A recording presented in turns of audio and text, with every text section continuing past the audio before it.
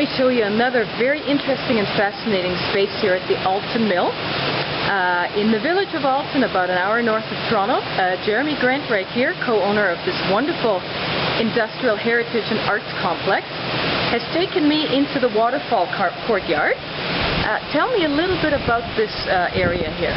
This space was part of the mill and had a roof on it, and included the steam room, where a lot of the steam generated to keep the building was piped out of the building and eventually throughout the building, but also to the neighboring house on the other side of the river. When we did the restoration of the walls of the courtyard, we had a lot to do, including things like repointing the walls on both sides as well as the middle to make it a waterproof, flood-proof wall. And as that work was being undertaken, we discovered a hole in the one wall had a hole in it. And we figured out, through the help of one of our neighbors who told us the story, that a pipe used to go from this building across the river to the house across. And this hole, we decided to leave this hole in the wall, but we put a plexiglass panel in there to protect the courtyard from being filled with water. So this little cavity is just a small remnant of the history of the building. Isn't that interesting? And now what we use the courtyard for is it's an outdoor patio for the cafe. It's also a place for private parties. We've had music. And it also is a wonderful space for sculptures. I can imagine. Let's briefly look at some of the sculptures. Very interesting.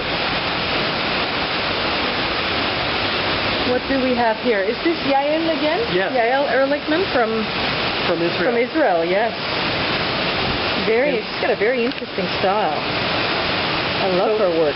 There's a nice connection between the artwork of Yael and the other steel artists in here, as well as the actual building. And I'll explain that. When we were looking at how to deal with the stone walls, one of the elements we had to deal with was how to protect the top of the wall from water penetration. So we ended up going with a system that's actually a really traditional system used in England. It's a lead capping.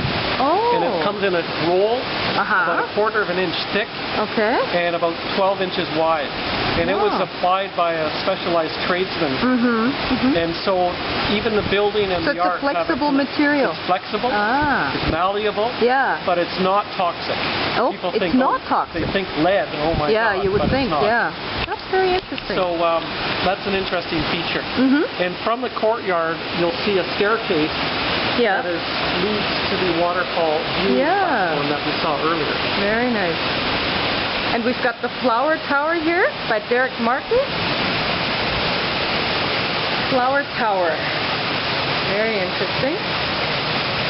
And then we've got something else again by Yael Ehrlichman. It's a very interesting art now.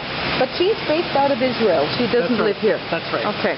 But does she come here regularly? I think 3 times a year. 3 times a year. Okay, so she has quite the connection.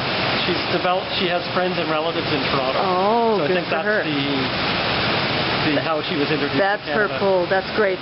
Wonderful. Well, we've covered a lot of the architectural features. We're also going to have a chance now to visit some of the artists that actually work here and exhibit their art. I'm looking forward to that. Which one is going to be the first one, you think? Anne Randerad, who is a potter. Okay, wonderful. Let's check that out. Thank you.